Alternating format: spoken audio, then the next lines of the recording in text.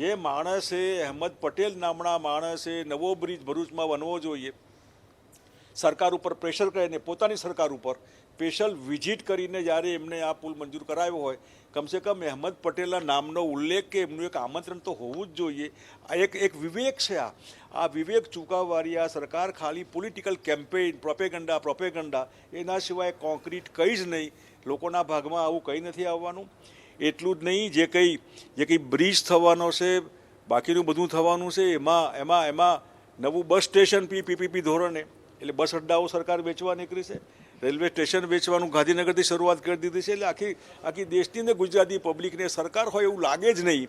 ખાલી પ્રોપેગન્ડાવાળી સરકાર હોય તો એ શું, ન હોય તો એ શું. જો જાહેર જીવનમાં પડેલા લોકો યા જે ફાઇનાન્શિયલી સ્ટ્રોંગ લોકો હોય એમને જો આ સુરક્ષા ન મળવાની હોય, ભય નીચે જીવવાનું હોય તો આનો મતલબ શું છે?